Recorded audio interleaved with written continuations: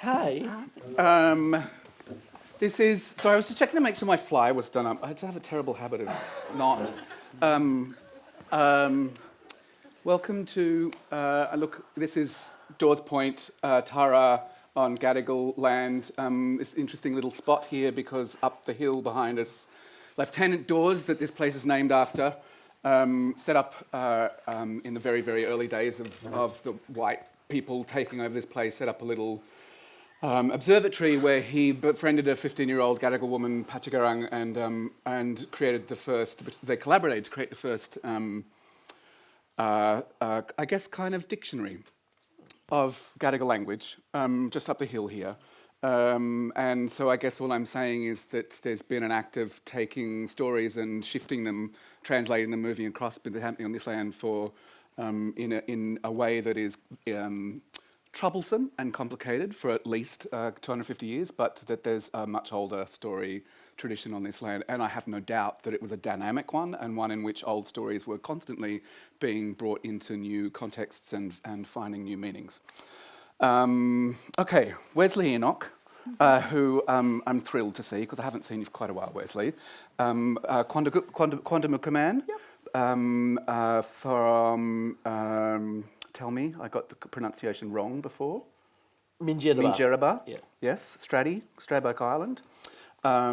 Former Associate Artistic Director of Belvoir Street Artistic... Do I need to do this, or do you already know Wesley's introduction from last time? Okay, let's skip that.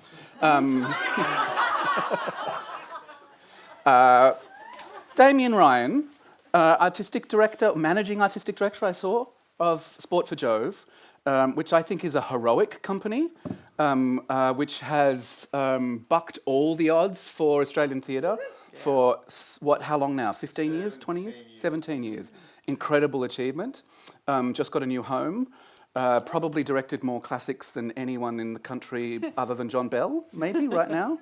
And we'll talk about your adaptation in a second. Virginia Gay, previously introduced to you all.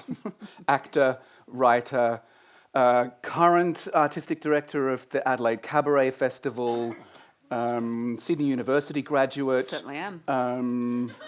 Shakespeare's in your blood. Anyway, there's a lot that we could say about Virginia Gay. Now I feel left out. Oh, No, don't. Okay, so where do we start with this conversation?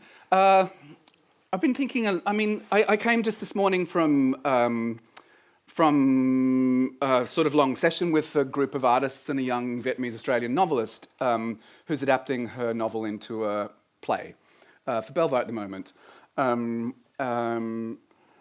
There's no doubt for those of you who have been watching how many of our I should have introduced myself. I am in fact Artistic Director of Belvoir Street Theatre. Sorry. But how many of our companies, Belvoir included, have been finding their way through, I think, extremely difficult times for theatre at the moment, both through COVID, the aftermath of COVID, and then the kind of the massive kind of increase in costs that everyone's faced that have come about as a result of the kind of inflation surge that happened that hit theatre much harder than it hit anywhere else. But at the same time, really what we're seeing at the moment, I think, in our art form is several decades of gross neglect, deliberate mishearing of pleas and cries for sanity, from a policy point of view, finally kind of like hit home. And what we're seeing, I think, in many ways, is the sort of bleeding out of the sector that was predicted a generation ago when the current policy settings were created. And so every company at the moment is sort of like going, how the hell do we find our way through this? And I don't know if it's been talked about, but I'm sure that some of you have observed the kind of rise of adaptation or the return of adaptation in the last couple of years, particularly literary adaptation, as a way for companies to kind of negotiate this. And that's something that I think that we'll be talking about in an ongoing way. So let's sort of say that's one version of adaptation. Then I think some of us here have been around long enough to have seen the wave of adaptation that swept through, I'm including myself here, Wesley, that swept through and really transformed Australian theatre, like in the, what would it be, in the early noughties, I suppose. And What was Well, that? but Benedict Early Andrews. century. Yes, true. Which wave? But we're talking about like Benedict Andrews and Benno and Simon Stone, yeah, and Kosky before that, and Adina Jacobs. I mean, there was a whole yeah, lot of yeah. And a kind of like real shift towards adaptation as a sort of standard approach for theatre making. And then, of course, there's the age-old fact that Hamlet is an adaptation of a play called Hamlet. King Lear is an adaptation of a play called King Lear. That pretty much all of the Greek plays are adaptations of each other or existing myths. And so then there's also the notion that actually theatre really is just an act of adaptation from other forms, many other forms in the first place. And so it sits really deep in the roots of it. So there's where do we begin with this question, I think, is massive. Wesley, I want to start though with a little bit of the sense of the ancient, because like the kind of chief adaptation credit that you hold is for your adaptation of Black Medea. Tell me why Medea, why you retitled it.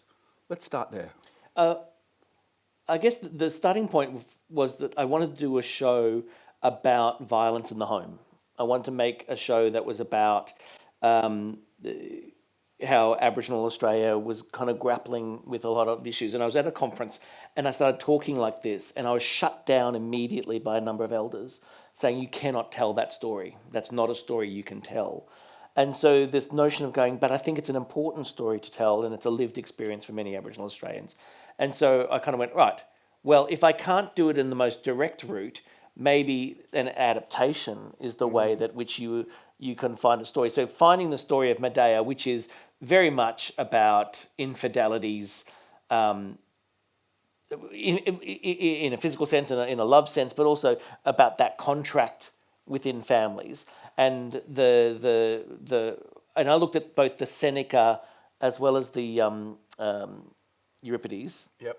And looking at both of them and saying, actually, the infidelity is also for your country of origin that Medea is kind of dealing with. And I kind of saying, okay, there's parallels here I can use to talk about the domestic violence in the home kind of conversation. Yep. And by doing an adaptation, you can say, well, here's a classic. It's not actually about this, but by saying it's a classical story, you can then kind of be released from that immediacy. And I think about a couple of stories around where Aboriginal stories in Japan. I think we talked about this earlier, Jane, where sometimes like a play like Stolen was translated and done in Japan to talk about the Japanese relationship with the Ainu and their own colonial history into Korea. And so you can actually tell stories that are not directly related to you, but do that circuitous route that you can then become a discussion point. So that's where that came from. And I retitled it basically because it wasn't Medea as by those kind of classic stories, and I wanted to do Black Medea to just give it that kind of sense of emphasis about where I started with it. I mean, I think it's a great place to start, though, your point about using adaptations to think sideways into questions that perhaps are too tightly knotted to be dealt with directly. Yeah. And, like that actually that particular use of old stories and classic stories goes way back as well. That actually, like you see that, Euripides, and there's a tradition there of kind of setting everything in Thebes because it's easy to talk about Thebes than it is to talk about Athens. And, like certainly that's something that I think that Shakespeare was doing a hell of a lot when he was, trying to find ways to talk about the extreme tensions of his time under kind of like very kind of like highly vertical power structures of Elizabethan society and Jacobean society, and but talking sideways through Rome or anyway. Yeah. So tell me, I think we should talk about Shakespeare as adaptation because I don't think it's possible to do a piece of Shakespeare without it being adapted in some form. So I think we should include that in it. Tell me when you're picking a project, because you guys are prolific. And there's a sort of artistic license that you've managed to hold on to, which is so special. But it means that you've got a lot of choice in what you do in many ways. Do you think about what the piece means now? Are you ever using adaptation as a way to think into things in an indirect way? Yeah, pretty much entirely. I think I think people will be startled by the amount of adaptation we do with Shakespeare, and maybe there must be people in every audience who go, "Hang on, that's not the line," but it's. I think look, they are all palimpsests, these plays, in so many ways, and Shakespeare was taking I think maybe 3 original works in his entire canon. But when we are small enough and agile enough as a company to be able to tackle some of the lesser known ones, which are, I think, are wonderful. They're kind of the heartbeat of our company in many ways. We sometimes do one of the big famous Shakespeare's or classical texts, but we kind of prefer noodling around the edges a little bit, because the same extraordinary mind or minds or whatever it was that put together those incredible plays, the greatest hits, also wrote the Timons of Athens and the All's Well That Ends Well, the Love's Labour's Lost, the Measure for Measures, the Troiluses, the ones that don't get seen very often, and particularly looking at those when an audience in Australia, to be frank, I don't think has a deep relationship with those plays like they do in the UK, in Canada, in North America, and even in Japan, where there's 3 distinct dedicated Shakespeare companies, and I believe a theme park that I've never been to. But tell me, Damo. So when you pick up one of those plays, let's just have you done Love's Labour's Lost? Yeah. So let's just take that as an example, because the centre of that play is incomprehensible even to an Elizabethan audience. Yes. And then you add 400 plus years of, do you know what I mean, changing language. And how do you begin to, what do you literally do? Like, what is the adaptation process there? Well, you do, to me, for me early on, it began with sometimes adulterating key words or key ideas just to seek a bit more clarity. But over the years, I've just become a bit bolder with it and thought that, look, Shakespeare was collaborating with these previous texts, and if he walked into the theatre, I don't know how many times we've said this in a rehearsal room, if he walked into our rehearsal room, he'd say, "Oh no, get rid of that. That was contextual. that was a little glance out the tavern window at something that was happening in our world.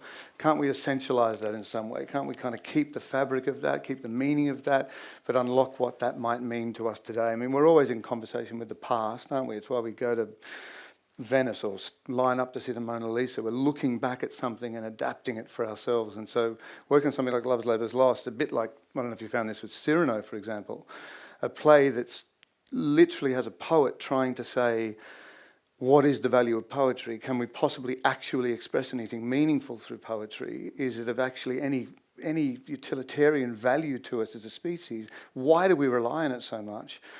And when the fundamental kind of action of living is almost ineffable, we can't express it, it's indescribable.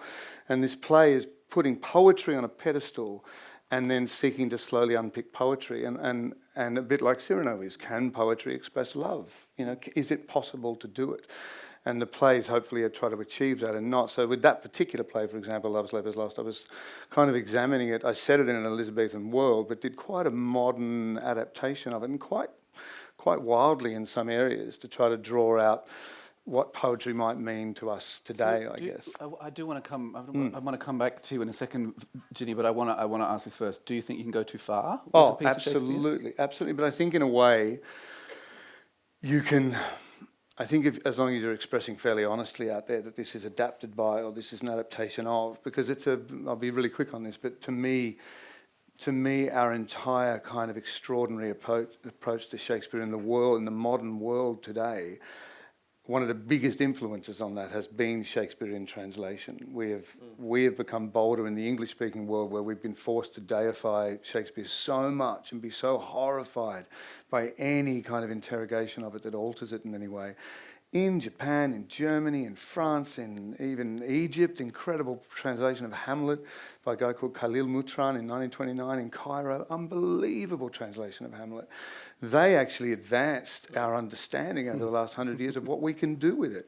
And it is a different language. It is the same language, but it is also a different language. So I think a little bit of vertical tourism in that way, where you can you don't shift the axis, but maybe allow the access points to be a little clearer. I don't have any problem with it.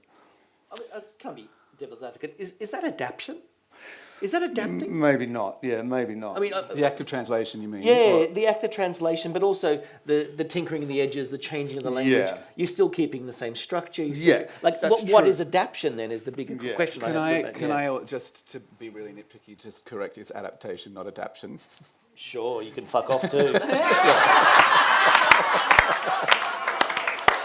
But we should note this, people, that actually the word adaptation doesn't exist. Every word was made up at one point. That's right.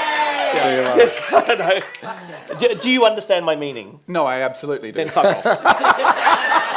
I'll take it. No, look, really. Yeah, but look, what are we talking about? Is the question. Well, look, no, I think it's a good. I think Yeah. we should come at this. At what point? I would argue that you can't do a piece of Shakespeare without adapting it, and that doesn't mean that you necessarily change the text. But No. Yes. but that as soon as you put it in front of an audience that is not its original audience, there is an act of adaptation that has to go on, and that might be the audience struggling to adapt it because you haven't. And that I would say that any piece of work that happens outside of it, like where its context changes, requires some sort of negotiation of adaptation inside it. And we've all, I think, sat in theatres where you're kind of like going, I feel like I'm missing some kind of crucial frame in here. Yeah. So I would say that the process of directing a lot of those classics, that the process of directing is a process of adaptation, even if it doesn't change the text. And you're kind of talking about that line between interpretation and adaptation in many ways. Yeah. And the edges of it. Yes. Like changing a word here or there, is that adaptation? Or is it adapting a work for the reception of that audience? Yeah. Or is it actually, and this is maybe the bigger conversation, when someone takes Romeo and Juliet and turns it into West Side Story, it's the same story, but it's kind of told in a totally different form, in a different structure, That's right. different kind of but set that's what structures. so much of the international non-English stuff agreed. that Shakespeare was doing. Agreed. Genuinely like look at the Kurosawa films and things like that. Really transporting it. I guess I would just posit as an idea for the conversation the idea that, and Ginny, I have not forgotten about you, that just to posit for the purpose of the conversation that any act of staging a piece of work, I would argue that actually the process of creating a new play also necessarily involves within it, in many instances, the same processes that go on inside adaptation, in the sense that I do think that most pieces of playwriting are the product of their first productions.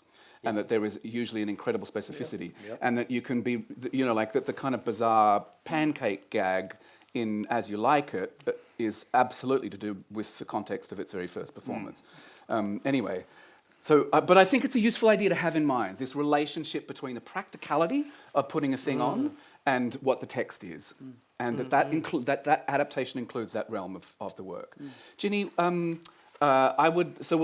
we'll shift gears, I think. Tell me why you chose to do that adaptation of, we've got two adaptations of them here. We're ready to fight. Yeah. We're ready. We've both done Well, Cyrano already have. adaptation. Cyrano, but yours is just called Cyrano. Was yours called Cyrano or Cyrano de Bergerac? Cyrano de Bergerac. Okay, great. So that's a good useful difference. Important Tell distinction. me why? Yes. I saw James McAvoy do it in the Jamie Lloyd production, and I thought, I got a scene and a half in, and I was like, I have to play this role. Like it was actor's vanity that started it. I was like, I've never felt more understood by a role, by anything, and it asks everything of you. You have to be so verbally dexterous, you have to be so physically agile, you have to be the lover, you have to be the clown, you have to be the tragedian. I was like, where are the roles like this for women? Where are the roles like this for the ungainly women who would never be ingenues? So it was driven by actor vanity and a sense of injustice in the system. I was like, we deserve to play that role. And I went out at interval and I bought 2 copies of the translation that they were using there, which is it's either Christopher Fry or Christopher Hampton. That's Hampton, thank you very much. And I went back in and I completely forgot that it's a tragedy, that they all go off to war and everybody dies. I just forgot, because I hadn't seen the show in a long time. And so I sat there thinking, well, this is the modern world. I don't want to be a part of storytelling that says that queer love is impossible, that a woman who asks for something more than she thought she was worth gets shut down and slapped down. Like, it's such a product of its age, Cyrano, the original Cyrano. You know, France was surrounded by war on every single side. So the act of that show, apart from your beautiful words about poetry and what value there is in the world for poetry, but so much of that show is about having to say, death is inevitable. We must all sacrifice. We must sacrifice. There is no way out of the sacrifice. It's just about how hard you fight and what you can find in that time. Good luck. Like, that's part of the thread of that original. And I was like, we're not living in that world. And how soon after that did you start work on it? Soon. Yeah. 2 weeks, maybe?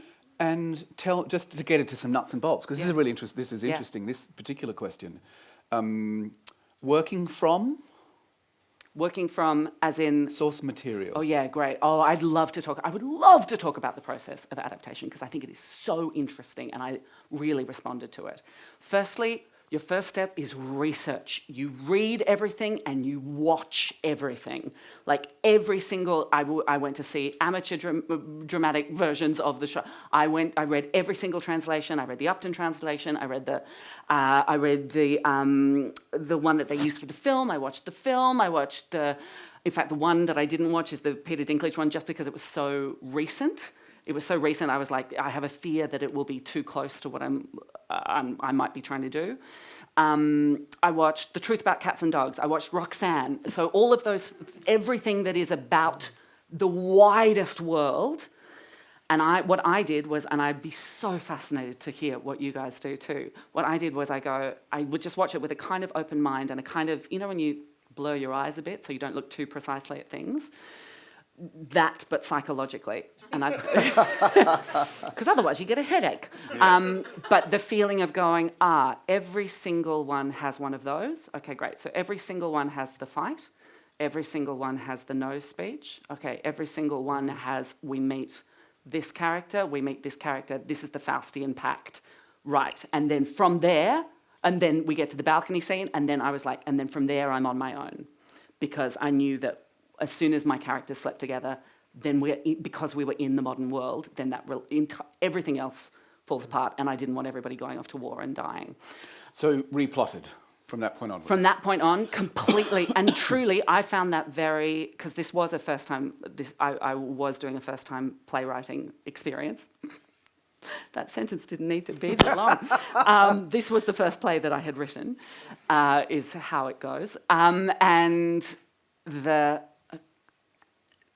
I just remember thinking after the balcony scene, I remember sort of standing on the precipice of the balcony scene and going, anything could happen from here on in. Shit.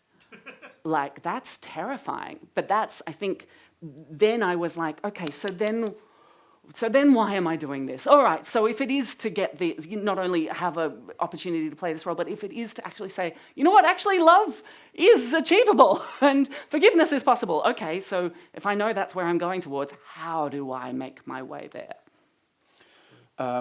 As someone who's also adapted Cyrano, anything that you disagree with? No, oh heavens no. No corrections you want to make? No, tell me. I'd take notes from How you. big was the nose, Ginny? How big was... Baby, I do want to pick up she the did it question of without one. research, though. I'm so fascinated that you did all of that research. So much. Yeah, really Couldn't get interesting. enough of it. Yeah. People would just say one passing sentence, oh, I hear that's a Cyrano, and I'd be like, I want to hear it, I want to say it. Yep. I loved it. Damo, research? Yeah, copious research. I love research, actually. It's almost what I love the most. Yeah. I always think that I struggle a little to just stare out the window waiting for an epiphany, I think. I think there's just so much stuff out there waiting to surprise you and to lead you somewhere in research. And look, mine was extremely different, and I wish I'd seen, because COVID interrupted your first attempt, didn't it? Yeah. And then I think I was in the UK. Was it 2022 it went on? back. Yeah, and I wasn't around. I wish I'd seen it. I heard so many wonderful things. And Bring it back. we've done it a couple of times. I think My mum's in, huh?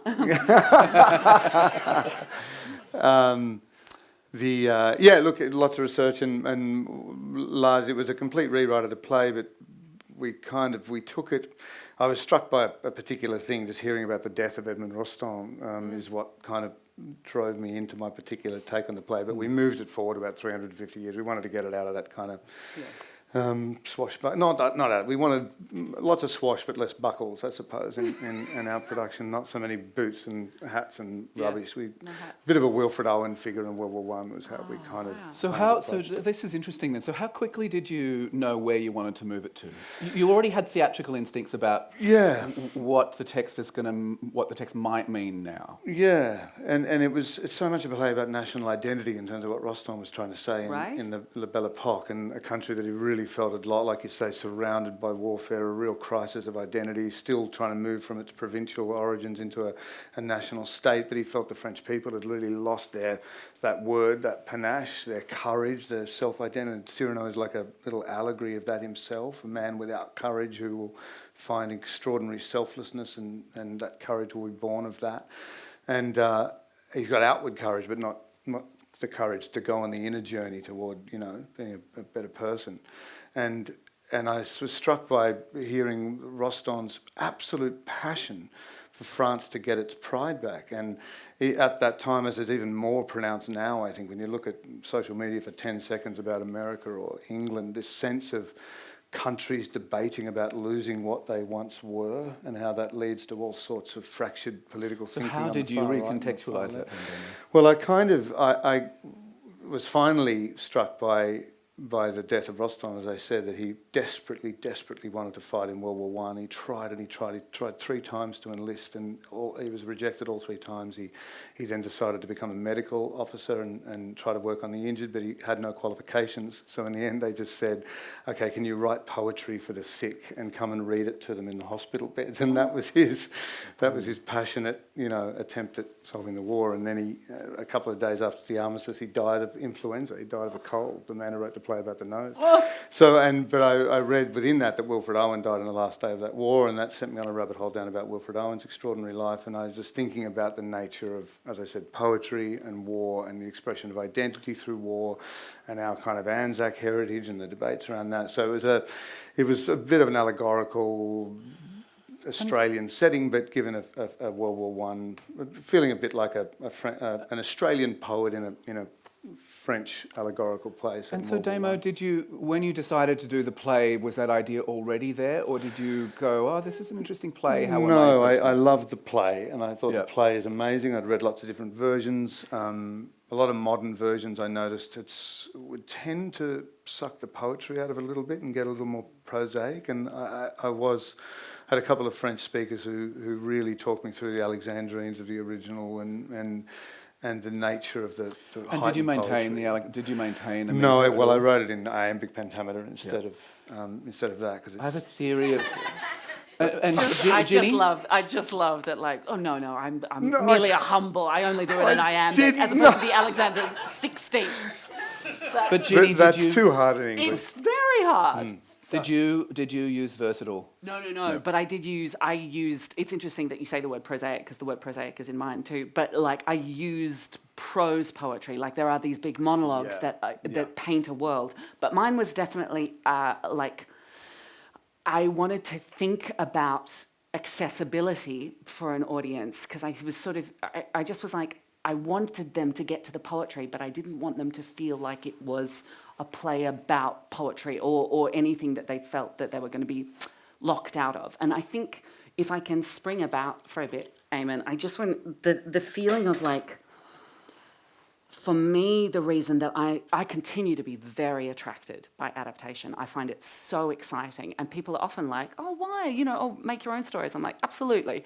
But there's something extraordinary that happens when you present an adaptation to an audience, which is that you have the capacity to Trojan horse in the revolution. So you can take a play, you can take a story that a lot of people know, and you can say, come towards it. It's fine. Don't worry. You know it. Don't worry. Don't worry. You know what happens here. Don't worry. Come closer. It's for you. Don't worry. And then once you get people into this space, then you can start to unpack the things, why it was the way it was, what it has to be now, and you can reform it in front of them. But there's something so valuable about, I don't consider adaptation any lesser of an art form or an easy get or anything. For me, it is deeply valuable to be able to say to people, you know this story, don't worry, come towards us. So there's kind of like a cousin idea in some ways to Wesley's approach to Medea, which was about finding a way to talk about something now. Yes. Yeah.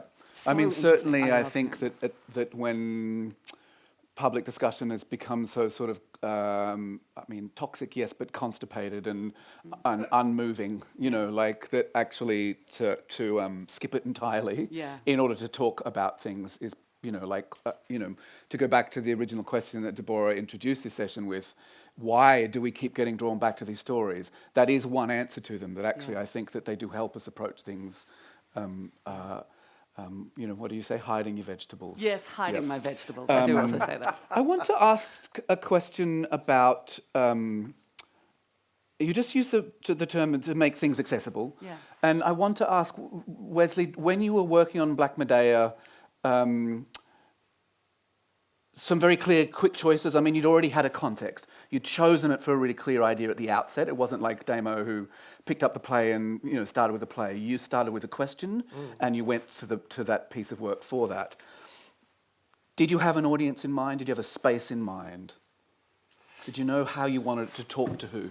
Oh, I guess it is as much as any writer's thinking about where it might go on and who's gonna receive it. But no is the quick answer. I think there was a sense of saying, here is a conceptual idea, a concept that you want to kind of play out, and then try to shop it around and think about it.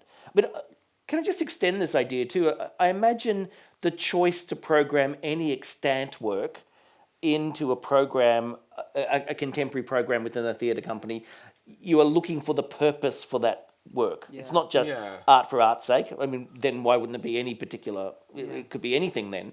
You choose this show or this story because it has a resonance in this particular time. And so there's part of me that goes,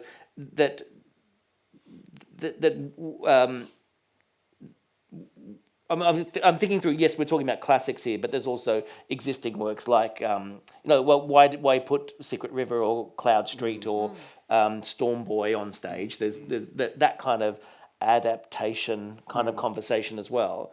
But I think that part of me goes, anytime you program a classic, you have to say, what is it saying about today? Absolutely. You don't just put on a classic because you like the story. You go, oh, it's saying something to us today. And so therefore, do you then go in and manipulate that narrative and that story and that structure to be more relevant to today, which is what I'm hearing.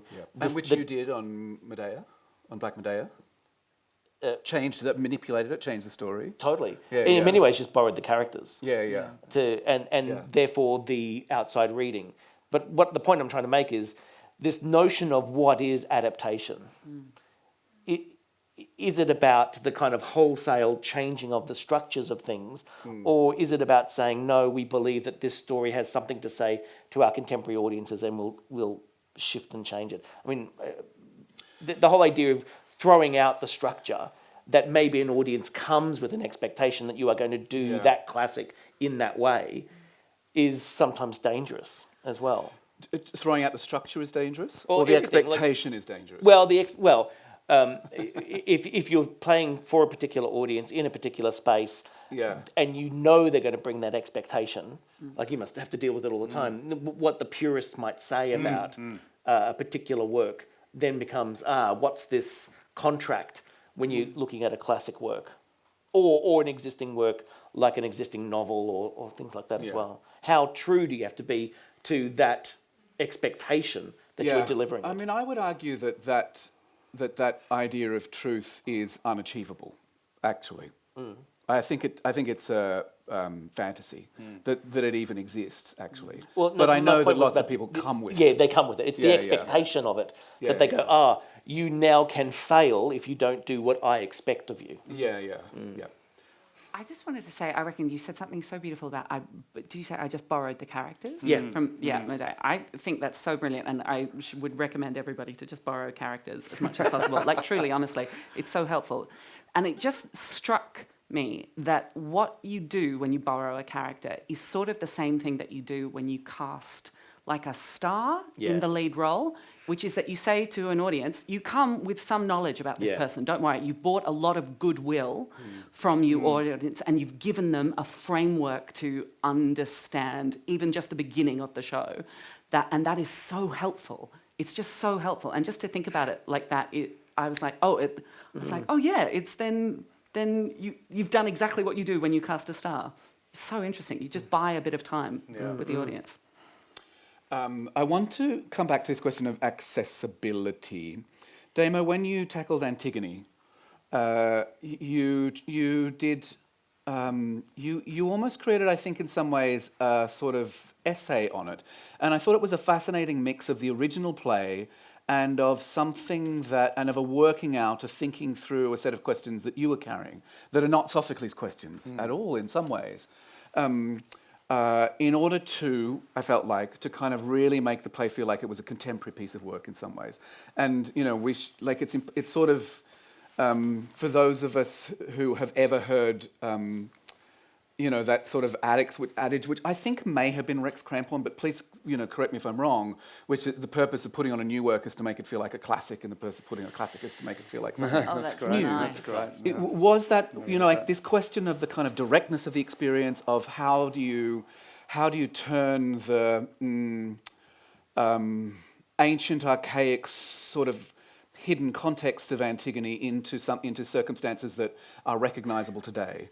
Even starting with the fact that Sophocles had to call his play Antigone to try and make the audience to deal with the question of this figure when they are going to be innately more sympathetic towards the character of Creon. Yeah. Whereas I think in our world, Yeah. it's the opposite. Absolutely. We see that play and we judge Creon very quickly, but we're very quickly with Antigone. Yeah. Can you tell me a little bit about your approach to that?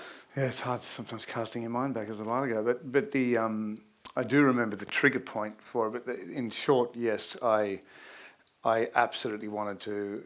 I've been excited by a couple of Greek classic reinterpretations that have just felt like the play was written yesterday. They've absolutely frog marched it into the present world, the present idiom, and I found that kind of thrilling. As a company, we wanted to have a go at that, and we were thinking about a range of plays. But when the two I think they were brothers from memory who bombed the Boston Marathon, and that extraordinary story of the attempt to bury their bodies, well, the first one that had been shot that night. His body was transferred through multiple states. No one would have him placed in American soil. No one, only one, I think a Catholic priest somewhere, can't remember where, apologies, decided that he would take him into the church, but then his local parishioners wouldn't let him bury him in that earth, so he was kept on sort of cold storage in the crypt of the church while protests ran outside. And that idea of where do we bury what we hate, where do we bury our hate, it literally just felt like Antigone was playing out in front of us. And how do, that old saying, we can bury the hatchet, but we remember where we bury it, even that's what sort of struck me about the modernity of that play, particularly living in the profoundly polarised world we live in. So yes, and a primary aim, even in casting, like you say, you got an actor like Bill Zappa to play Creon and Andy Dimitriadis to play Antigone, and we taught, and Bill was great too, because he was saying, Creon, we must try to find a way to not let this be about Joan of Arc and the villain. We must try to get the dialectical argument between these two as kind of powerful and well elaborated, that the audience is going, shit, where is the moral dilemma? I'm on a tightrope of moral probity here. What's the right choice? What are we supposed to do? And that was the aim in that production. But you also, my memory is that you also really opened up I'm going to call it the love story inside there, even though this is a play in which love is blamed for all catastrophe that befalls us. But I think that's probably trying to sell ticket. No, I don't know. But actually, I felt like it substantially opened up the play. It was a major part of it. Yeah. And Antigone and Haman. I guess we didn't want, even though fate is of course operating in those plays and all that stuff, we kind of didn't want it to be a fait accompli where Antigone ended up. We didn't want necessarily her death to be the end game of the story, but to give her everything possible to live for, so that the cost of that death was affecting, I suppose, from memory. But yeah, we did try to preoccupy. A lot of interpretation and adaptation is just about preoccupations, isn't it? Like you look at a certain play a certain way and go, I might preoccupy myself with these key ideas, and that becomes quite a different play to what the original writer might have been doing. So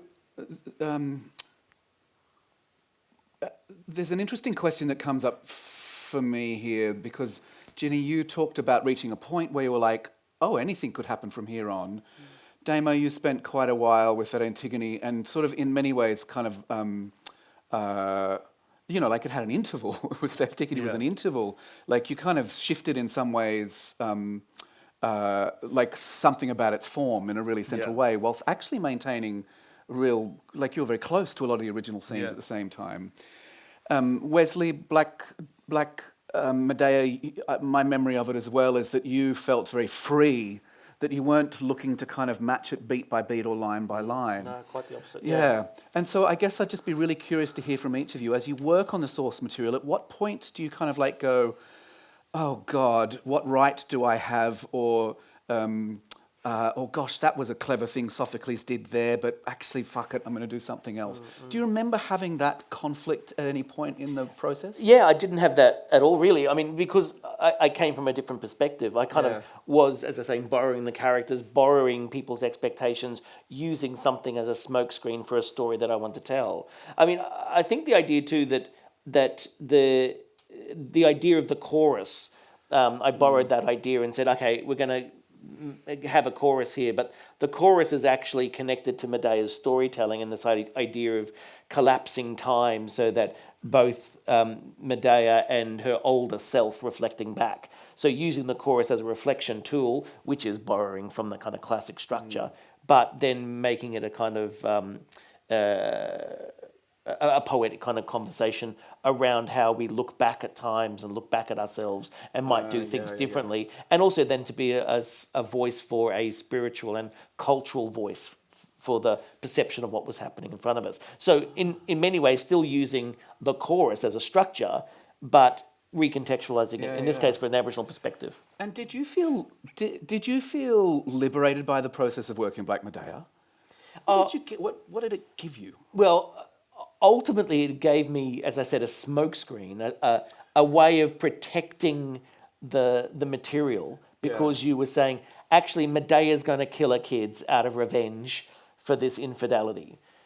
Now, what's the infidelity? I can shift with that. But so the idea of talking about infanticide in an Aboriginal context is just really hard. And we're talking about 25 years ago when I'm writing this play. This whole notion of going, I wasn't aged enough or respected enough to take that role on, and so there was a sense that the classic helped provide a protection, if you like, in that. Yeah.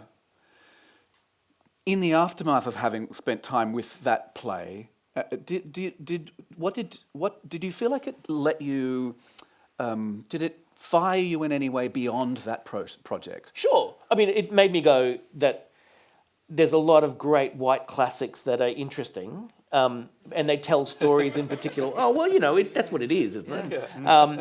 But it actually made me think, let's read the Mahabharata, and go, oh, what's that? Other kind of storytelling mechanisms. Yeah. That, the stories within stories, the rolling kind of, and you've worked in a lot of those kind of contexts with Shakti as well, but going, there's other ways of telling stories that we can borrow from classics. I mean, I think this is a really interesting question, actually, at the moment where it feels like so many of our, like we know that so many of our storytelling forms are the product of kind of like a capitalist-driven period called the Enlightenment, and we know that it belongs to a very specific, that actually it's coded with a lot of ideology, and then you encounter other works from other times, including the Greeks, which are claimed to be part of the kind of like wellspring of Western, of kind of like the modern Western story, but actually what you really encounter in them is a sort of strangeness and archaicness, and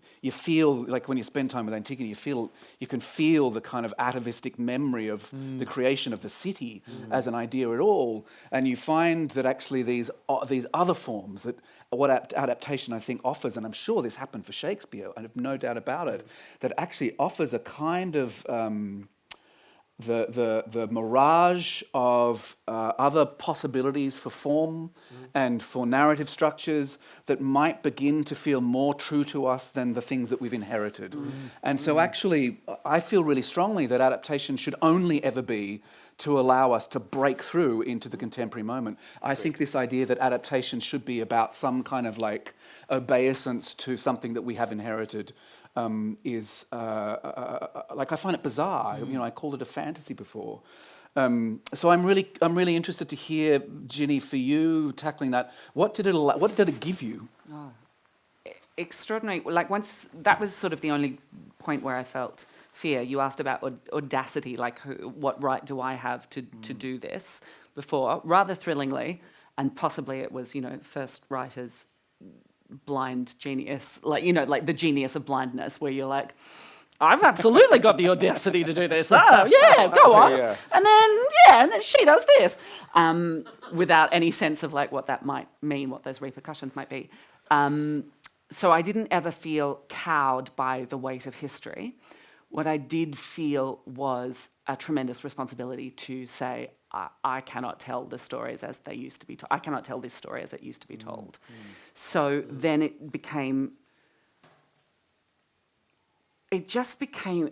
it shifted from terrifying to freeing very quickly, but then the drift becomes terrifying again. And I think then what I did then was then start to go, all right, so what other storytelling, what is this hand in hand with in other storytelling structures?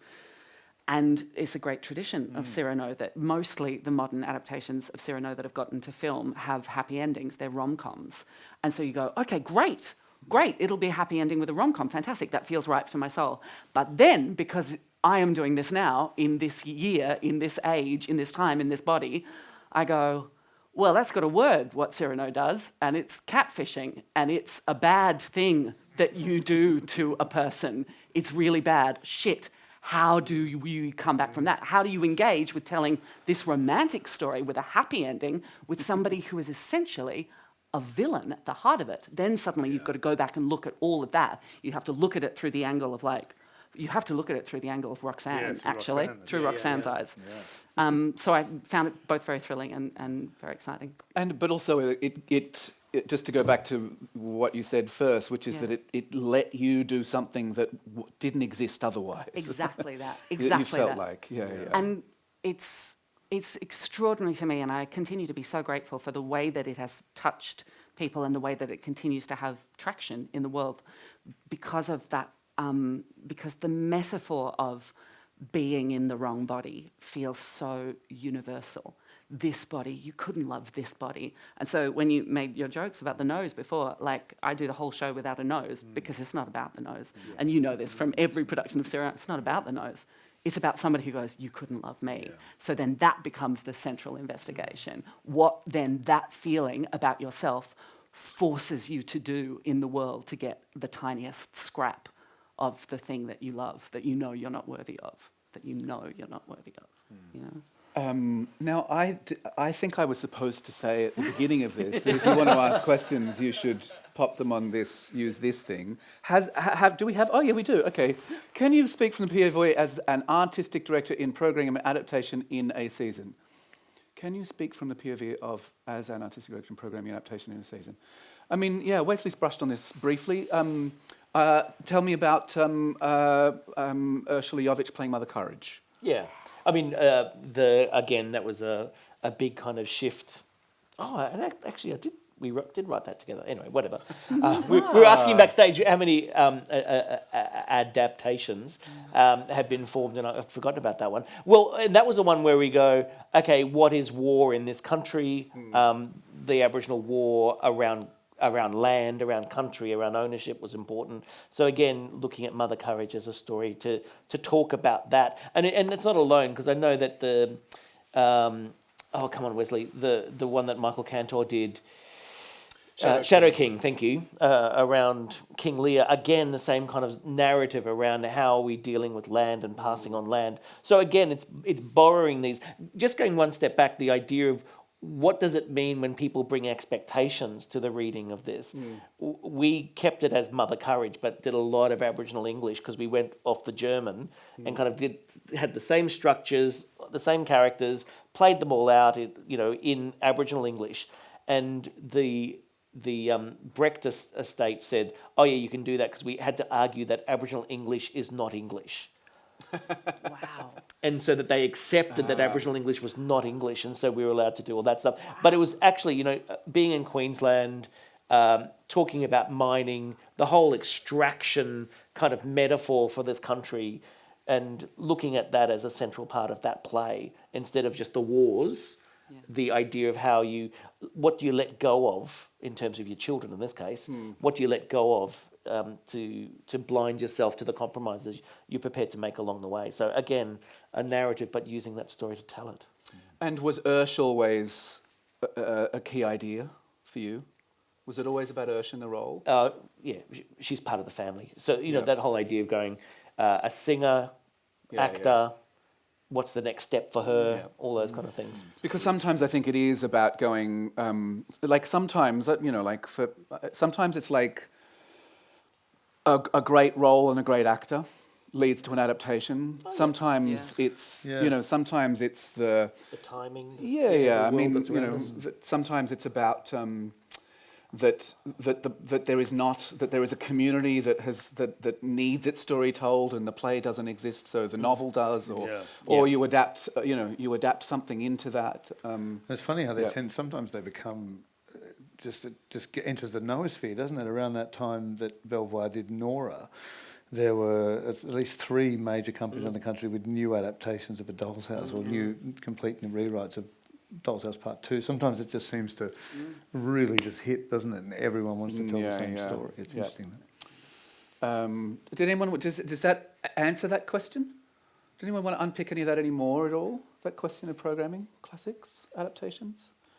I just am always, I think from a programming brain, I always go, this is fantastic because we'll have 2 points to sell it from. Like the absolute practicality of my brain goes, that's so helpful because it'll give people something to hook on to. There is no doubt, to be frank about it, that at the moment where UK and American playwriting is so provincial and so about itself, and Australia has moved on from that idea, that the search in programming for works that come with brand or that already exist in some form, which is a necessary part of being able to deliver a season, that actually that adaptations are opening up possibilities in programming for companies. They come with brands, they come with there are practical reasons, I think, why across the board adaptations have, especially literary adaptations, have been. Can we put the writer in the centre of that too? Sometimes you go, actually, this writer's had a really great success. It'd be great to follow up with them. There's not enough time. An adaptation of something could be really useful. So you're building a relationship with a writer through that. Because let's be honest and say, I don't know about anyone here, but it'll take me 3 to 5 years to write a work from scratch kind of vibe. But the idea of an adaptation means that you can borrow all of that stuff and use it. Mine has sort of been the opposite of that, which is that I started with an adaptation and that has been sort of my entry card. And now as a result, I'm in conversations with who are like, and what's your next piece? And is it what's your next piece that's totally yours? So that's been an enormously useful quality for me. Why does Chekhov always seem to resonate so well in Australia? Because we love funny, sad. We love that one. Oh, another vodka? Yeah. Speaking as someone whose Cherry Orchard didn't resonate so well in Australia, I don't know what you're talking about. When you adapted Ivanov, what was that experience? When I adapted Ivanov? But see, that's different because, interesting question. I mean, the 4 great plays of Chekhov are like Bach. Like, they're almost sort of too perfect and they're almost too complete and of their moment. Whereas actually those earlier plays are, the work of a younger writer who's still figuring some shit out. So you got a lot more liberty, frankly, actually. And also you're not kind of up against the pursed lips of expectation quite so much. Puritanism is a little, So actually, I thought that Ivanov also, we don't like to talk about money and wealth in Australia, and here's this play that's just talking about wealth, and so it made total sense to me that you had to begin the second act with everybody singing the Australian national anthem in Russian in order to make a point. You know what I mean? Like, you're freer, I think. So brilliant. But it's an interesting question. I think I do think funny sad. I think that I think as well with Chekhov that. That there's a sort of sense of being outside the rest of the world that I think probably comes into play a little bit. But I have to say, not just as someone who's done a couple, but who's someone who's seen quite a few of them in process at various times, they're excruciatingly difficult to make work here, actually. A Chekhov. A Chekhov. And I think in many ways, you got to catch a moment or it's gone, and they're so... There's something really subtle about them that I think makes them very hard to catch, actually. Is there a conversation around, we're talking about the adaptation of the writing, but there's also form involved in this as well, I guess. Like some of the work that you've done where you're shifting the form of the way the storytelling is. It's not just borrowing the historical setting of it. No, not at all. I mean, I have to say that in my search for pieces of work that feel like they might begin in their form and in their content to reflect in some way the ridiculousness, absurdity, vulgarity, and sort of disgustingness of the world that we're in right now, that I'm finding that the well-made play is, I find it weird. And I'm happy to see a really well-made play done well, but as a director and someone looking for material, then Bulgakov gives me more, and actually a novel, or working with Shakti and kind of having to engage with his kind of particular form of like Hindu melodrama, and putting Brecht against that. I kind of think that's adaptation. I think there's a lot of Brecht inside Counting Cracking, for example. So, in adapting classics, how do you go about engaging with new communities and perspectives when the audiences of classics are more often than not people that come from privilege? Really interesting question.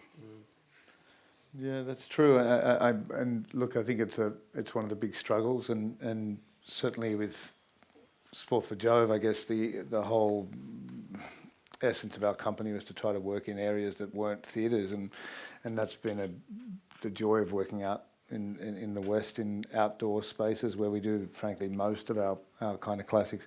It's amazing how many people never go to the theatre who will come to an outdoor show. There's something about that.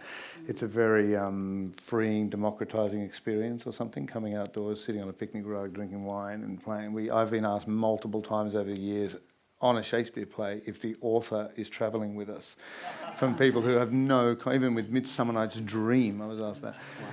People who genuinely don't necessarily go to the theatre, or in regional areas where there's a pocket of privileged people who love it, but but it is, I think that is an enormous challenge. And the interesting thing about that's such a fascinating question, because the interesting thing is that the term classic kind of something becomes a classic once it sort of survives its immediate moment in some ways, and it survives because it's innovated in some way that is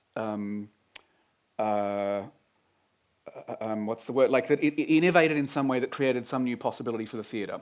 And so it gets called a classic because it offered that, but then over time its innovation becomes encrusted and actually we become bound to it. But actually I think that the process of adaptation should always be about the contemporary moment and breaking through into the possibilities of what theatre can be, rather than pretending that you can crawl back up the arse of time and recreate the circumstances as they were then in order to pursue some idea of fidelity. It's just, it makes no sense. Well, I think. and the experience, Secret River, Cloud Street, Dictionary of Lost Words. I mean, those kind of A Boy Swallows Universe. Those novels who've then been gone through a translation process into a theatrical, and the expectation that you go, oh, we want the whole book, thank you very much. And you go, well, No, we've got to make it into something else Yeah. along the way, not just be slavishly following what the book has done, Yeah. because it's not possible. No, it's a different form. Agreed. Were there more questions, or was that the last one? Oh, thank you. I heard what Repeat questions. Someone said, "What?" I can also tell you that from my point of view, this. Oh, great. Oh, go on. Go on. Well, it's changing the original story to expecting the original story. Yeah. This is the thing. I mean, what you have too is an example here of you didn't change the ending, I assume. Well, we just pushed Roxanne's response to Cyrano. Yeah, good. She deserves. yeah. She deserves a chance to chat back. Yeah, that's right. That's right. Fucking hell. But So there still, was sort the of death. well, I don't know. I wish I'd seen yours, but no, it certainly didn't go as far as yours. But it was less of. It wasn't anything saccharine about the ending. It was just pretty pissed off. Yeah, good, great. There are shows that I would not change the ending of. I would not change the ending to Hamlet, personally. You know, that's so bound with its idea of itself as tragedy. I felt free to change the ending of Cyrano, partly because there had been all of these modern adaptations who had done that, partly because there have been Roxanne's, there have been The Truth About Cats and Dogs. So it felt like partly what you remember is the beginning, the setup, the nose, the letter writing, and then everybody sort of forgets it's a tragedy. And then that became, so I was like, I felt free to do that as a result of that, but also then that became a part of the fabric of the text, that we had a chorus. We had 1, 2, 3, 3 members of a chorus, and there was one person who was the figure of tragedy and the figure of the past, and he was constantly saying, but why can't it be like it used to be? Why? No, it should be. No, go on. No, go back. Bring back the swords and the swashing and the buckling, and everybody should die. I mean, that's quite fabulous, because it means that the question of the gap in time yeah. became part of it, Yeah, which I think yeah, is that's right. and People if engaging perhaps with that. That's exactly. perhaps if there is one kind of like single task to adaptation, it is that one. Yeah. How do you use the gap in time from its original moment of innovation to this kind of thing which usually is sexist, racist, Yep. of the past, but Yep. encodes within it some kind of thing that you cannot let go of. Yeah. Yeah. Can I thank everybody today for coming to our panel on adaptation?